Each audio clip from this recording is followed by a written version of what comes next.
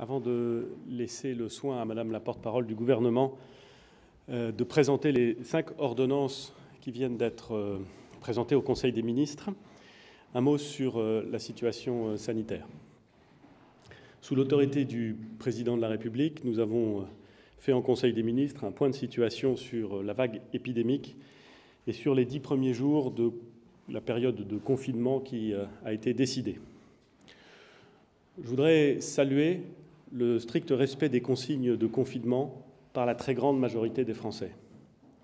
Contrairement à ce que l'on entend parfois ici ou là, la France a adopté des règles de confinement parmi les plus sévères d'Europe. Elle l'a fait tôt face à la vague épidémique et ces mesures sont dans l'ensemble très bien respectées. Ceux qui ne respectent pas les règles du confinement sont peu nombreux et ils seront sévèrement punis car il en va de la santé de tous et notamment des plus fragiles d'entre nous.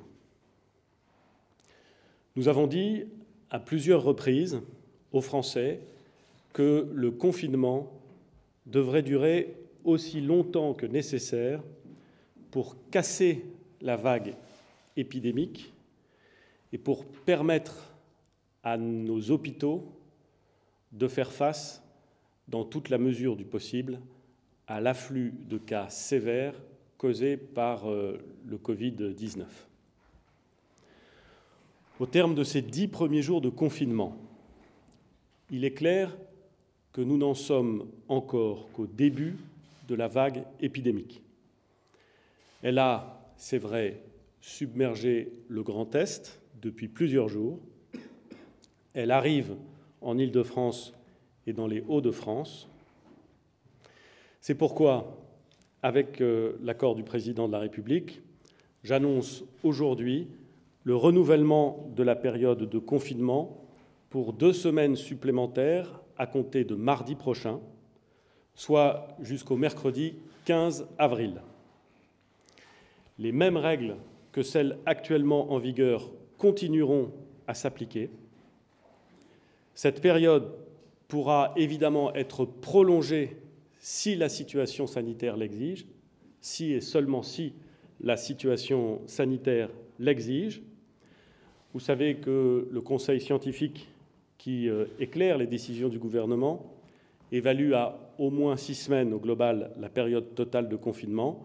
Il est encore trop tôt pour le savoir avec certitude. C'est la raison pour laquelle j'annonce cette décision. Je remercie une nouvelle fois les Français pour leur civisme, pour leur patience et pour leur solidarité. Nous en avons besoin dans ces temps difficiles. Et comme je l'ai indiqué plus tôt dans la journée, je vous donne rendez-vous demain avec le ministre des Solidarités et de la Santé pour un point complet sur la situation du pays face à cette épidémie. Je vous remercie et je passe la parole à Madame la porte-parole du gouvernement. Merci, Monsieur le Premier ministre, et bienvenue pour ce nouveau compte-rendu du Conseil des ministres. 3 jours après l'examen de 25 premières ordonnances prises en application de la loi d'urgence pour faire face à l'épidémie de Covid-19, le Conseil des ministres s'est donc à nouveau réuni pour poursuivre l'adoption de mesures concrètes qui ont vocation à faire face à la crise sanitaire ainsi qu'à ses conséquences économiques et sociales. Ce sont donc 5 nouvelles ordonnances que nous avons prises cet après-midi, ainsi qu'un décret relatif aux compétences du préfet de police de Paris dans le contexte de cet état d'urgence sanitaire qui a été présenté par le ministre de l'Intérieur. Les services de l'État et de l'ensemble des pouvoirs publics avec lesquels les différents ministres travaillent sont étroitement mobilisés pour faire entrer en application ces mesures d'urgence dans des délais records. Et je souhaite à nouveau saluer l'engagement et l'implication de l'ensemble de nos administrations et de nos fonctionnaires. La première ordonnance a été présentée conjointement par la garde des Sceaux, Nicole Belloubet, ainsi que par le ministre de l'Économie et des Finances, Bruno Le Maire. Cette ordonnance, qui est relative aux difficultés des entreprises et des exploitations agricoles, a 3 objectifs. D'abord, venir en aide aux entreprises qui se trouveraient en difficulté. Cette ordonnance cristallise donc au 12 mars 2020 l'appréciation de l'état de cessation de paiement des entreprises. Cela leur permet de bénéficier de mesures préventives comme la conciliation ou la procédure de sauvegarde, même si, évidemment, en raison de l'aggravation de leur situation, elles se trouvaient dans une situation encore plus difficile après cette date. Les entreprises pourront néanmoins continuer à être placées en procédure collective si elles le souhaitent. Dans la mise en œuvre de ces procédures collectives, les temps d'observation sont en quelque sorte prolongés par une suspension du temps judiciaire. L'ordonnance présentée par Nicole Belloubet et Bruno Le Maire avait également vocation à protéger, renforcer encore la protection des salariés dans des entreprises ou des exploitations agricoles en difficulté. C'est ainsi que les mécanismes de garantie des salaires pourront donc être déclenchés sans délai.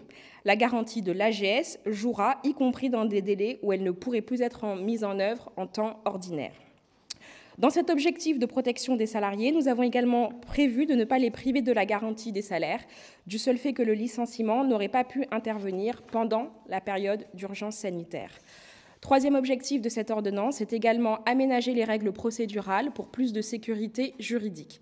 L'ordonnance facilite donc l'adaptation de la durée des procédures de conciliation, de sauvegarde ou de redressement à la situation économique qui a été générée par la crise sanitaire. Les délais de mesures d'accompagnement et d'aide des entreprises pourront ainsi, de fait, durer plus longtemps. Cette ordonnance module provisoirement les règles de procédure propres au droit des difficultés des entreprises pour mieux les sécuriser.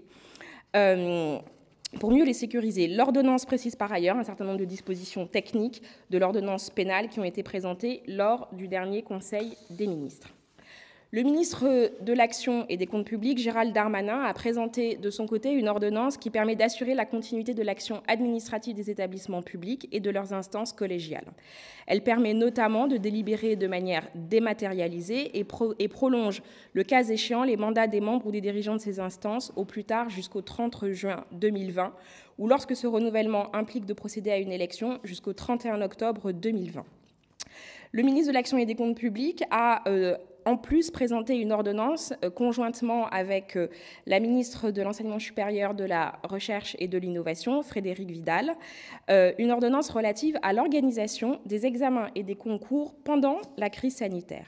Cette ordonnance permet de sécuriser, pendant cette période d'urgence sanitaire, toutes les adaptations nécessaires à apporter aux examens et aux concours qui sont prévus pendant la période, qu'il s'agisse des examens et concours de l'enseignement supérieur ou du recrutement de la fonction publique, et de l'ensemble des voies d'accès au diplôme de l'enseignement supérieur, dont le baccalauréat.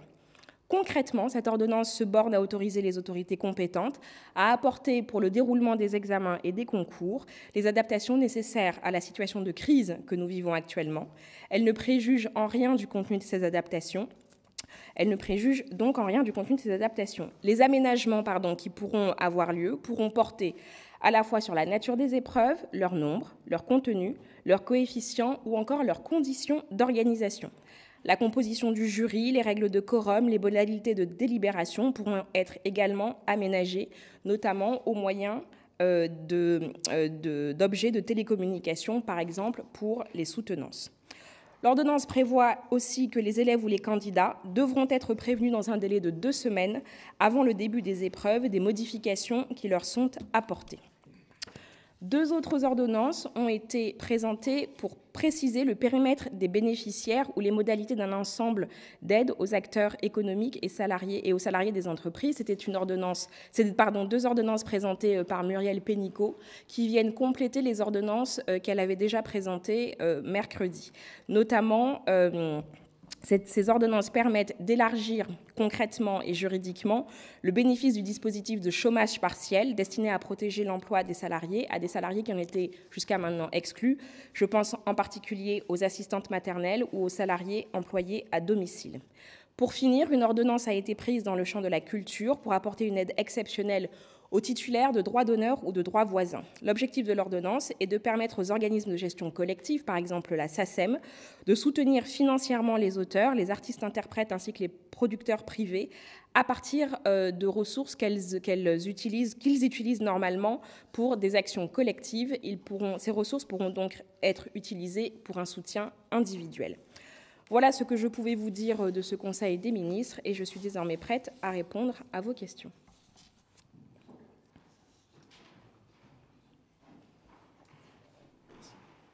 Tardif pour CNews Canal+. J'ai l'honneur d'être le porte-parole de mes confrères pour ce compte-rendu du Conseil des ministres. Première question, le docteur Juvin a appelé ce midi à prendre de grandes décisions dès aujourd'hui, au plus tard demain, pour libérer des lits de réanimation. Il n'y en aura plus en Île-de-France, dit-il, dans les prochaines heures. Nous n'y arriverons que si on transfère des patients d'Île-de-France massivement. Il souhaite un pont aérien ou ferroviaire à la fois en France et en Europe. Est-ce réalisable et est-ce que vous l'étudiez ? Comme vous avez déjà pu le constater, dans le Grand Est, nous avons pris et mis en œuvre toutes les mesures permettant de répondre aux problématiques que vous soulevez.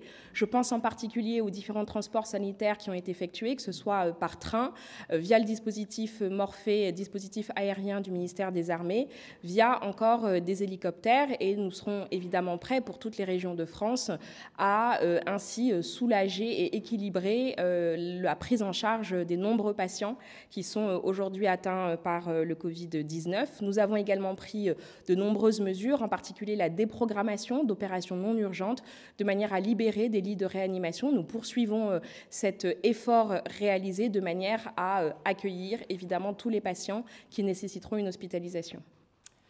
Deuxième question, peut-on réellement se fier aux chiffres donnés par Jérôme Salomon sur la mortalité du virus, puisque ni les décès dans les EHPAD, ni les morts à domicile ne sont communiqués? Est-ce que ces éléments, finalement, ne faussent pas l'ampleur de l'épidémie en France ? Comme le professeur Salomon a eu lui-même l'occasion de le dire, nous savons que la mortalité telle que nous la décrivons jour après jour depuis plusieurs semaines maintenant est inférieure sans doute à la mortalité effective, puisque les décès dont nous faisons état sont des décès qui nous remontent via les hôpitaux. Nous avons mis en place un système qui permet d'avoir à la fois une remontée depuis les états civils des communes de France ainsi que depuis les EHPAD. Et de manière très prochaine, le professeur Salomon sera amené à expliquer et à donner les chiffres tels qu'ils seront consolidés par ces différentes remontées et qui nous permettront d'avoir une vision plus exhaustive de la létalité liée au Covid-19. L'OMS recommande de tester, pour reprendre les propos. Pour l'instant, la France a du mal à appliquer ces mesures offensives. Pourquoi ? Est-ce qu'on est confronté à une pénurie de tests en France ou de réactifs pour tester la population massivement ? Alors, vous le savez, les recommandations de l'OMS étaient initialement des recommandations visant à retracer en quelque sorte les chaînes de contamination, et c'est des recommandations que nous avons évidemment appliquées dans les premiers clusters qui sont apparus sur le territoire national, que ce soit dans l'Oise, au Contamine-Montjoie par exemple. Et donc, nous avons, à l'époque du début de ces clusters, mis en place des tests massifs autour des cas contacts, en particulier dans des centres ouverts dans les écoles pour les 2 départements concernés. L'OMS a fait évoluer ces recommandations et nous les prenons en compte, notamment pour la sortie du confinement. Nous avons, le ministre de la Santé et des Solidarités a eu l'occasion de le dire, pris l'engagement d'augmenter progressivement et rapidement notre capacité à réaliser des tests, qui se montera à près de 30 000 tests de manière très rapide dans les semaines à venir. Et nous sommes évidemment attentifs pour ce qui est de la capacité à les réaliser, à disposer de l'ensemble des outils, que ce soit les outils pour réaliser les tests ou les différents réactifs qui sont nécessaires à la réalisation des tests, dans un contexte évidemment de grande tension mondiale, puisque tout le monde cherche la même chose au même moment dans de nombreux pays à travers le monde. Justement, dans la même veine, Olivier Véran a dit que le gouvernement a commandé 2 millions de tests rapides. Les Espagnols ainsi que les Britanniques ont eux aussi commandé des tests similaires, dits tests rapides, mais certains se sont avérés être peu fiables. Auprès de qui le gouvernement a donc commandé ces tests et comment s'assurer de la fiabilité de ces tests ? Évidemment, nous sommes extrêmement attentifs, et ce qui peut expliquer parfois notre prudence vis-à-vis de nouvelles technologies qui sont proposées aux collectivités à travers le monde. Et donc, nous souhaitons évidemment que les tests dont nous disposerons soient des tests qui fonctionnent correctement. Donc, nous sommes très attentifs à cela. Je n'ai malheureusement pas l'information que vous souhaitez avoir sur l'endroit où nous avons commandé ces tests. Donc, je vous invite à vous rapprocher du ministère des Solidarités et de la Santé. Hier, Ursula von der Leyen a annoncé que grâce à la création d'un stock d'équipements médicaux donc européens, qui est une première, je cite, la demande en masques, gants et moyens de protection pouvait être satisfaite au sein donc de l'Union européenne. Pourquoi cela ne semble pas être le cas en France et comment l'expliquer ? Vous le savez, le président de la République a beaucoup poussé à ce qu'une solidarité européenne s'organise. Ça a été le cas dans le domaine de la recherche notamment, mais également dans celui des équipements sanitaires.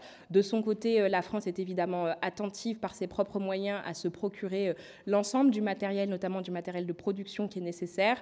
Le ministre des Solidarités et de la Santé, Olivier Véran, a annoncé la commande de plusieurs centaines de millions de masques, commandes qui nous seront livrées. Et dans l'attente de ces commandes, nous sommes évidemment attentifs à la gestion des stocks dont nous disposons actuellement. L'opérateur Orange a géocalisé près de 1,2 million de franciliens qui ont fui Paris et sa région avant ainsi que durant la période de confinement. Vous avez annoncé que cette période allait donc durer 15 jours supplémentaires. Que compte faire le gouvernement de ces chiffres et quelle est l'utilité de ce traçage ? Cela permet de voir comment est-ce que l'épidémie est susceptible d'évoluer au plan national. Il ne s'agit évidemment pas du traçage de données individuelles, mais bien d'avoir une appréciation d'un point de vue global de l'utilisation d'un certain nombre de réseaux tels qu'ils peuvent exister sur l'ensemble du territoire national. Et donc, ce sont des données qui nous permettent d'avoir une vision exhaustive, éventuellement, de la propagation de l'épidémie sur le territoire national. Donc, lorsque Édouard Philippe explique tout à l'heure que ceux qui ne respectent pas les règles de confinement seront sévèrement punis, vous ne réfléchissez pas à utiliser ces traçages pour pouvoir potentiellement punir les personnes qui n'auraient pas respecté le confinement. Comme je vous l'avais indiqué, il ne s'agit pas de données individuelles, mais bien de données globales qui sont notamment fournies par les opérateurs. Vous le savez également, nous avons très fortement réduit l'offre de transport interurbain, ce qui permet d'atrophier en quelque sorte les déplacements. Et le ministre de l'Intérieur, ainsi que son secrétaire d'État, ont mis en place des contrôles extrêmement stricts, notamment dans les gares parisiennes, pour que les déplacements ne soient que des déplacements qui sont justifiés pour des motifs familiaux, impérieux notamment, ou pour des raisons professionnelles non déplaçables. Une pétition a été mise en ligne après la plainte d'un collectif de plus de 600 médecins contre Édouard Philippe et Agnès Buzyn, les accusant de mensonges d'État. Je cite, ils leur reprochent notamment de ne pas avoir préparé la France à la pandémie alors qu'ils étaient au courant, pour reprendre les propos de l'ancienne ministre des Solidarités et de la Santé parue dans Le Monde. Que leur répondez-vous ?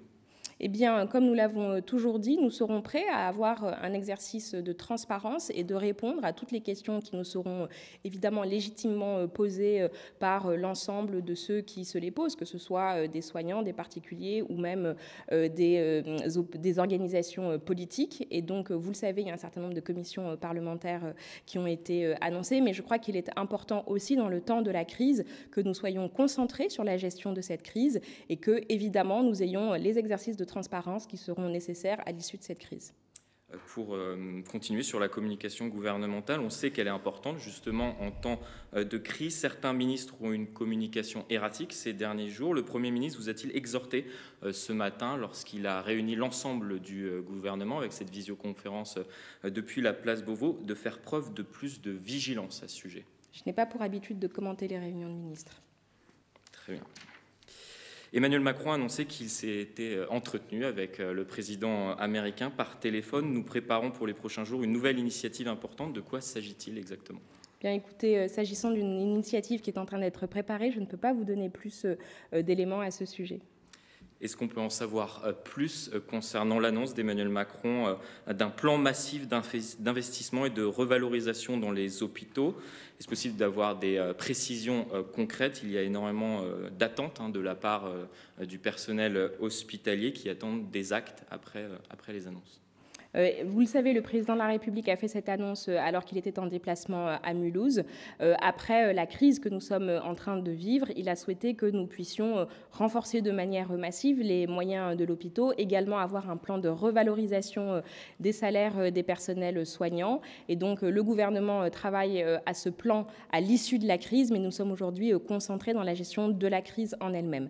Le président de la République a également annoncé qu'une prime serait versée aux soignants en reconnaissance de l'engagement exceptionnel dont ils font preuve actuellement.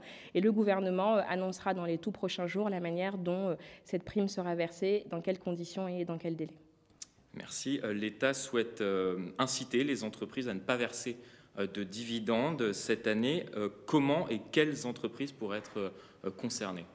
Nous avons déjà eu l'occasion de dire qu'il nous semblait que dans cette période, il fallait que tous nous puissions faire preuve de civisme, y compris les entreprises. La période que nous vivons actuellement est une période qui est difficile, à la fois pour le tissu économique, mais aussi pour chacun des Français, qu'ils soient travailleurs salariés, travailleurs indépendants. Et donc, le ministre de l'Économie et des Finances, Bruno Le Maire, aura l'occasion de présenter aujourd'hui à 19h le dispositif que nous entendons mettre en place sur la question des dividendes. Merci beaucoup.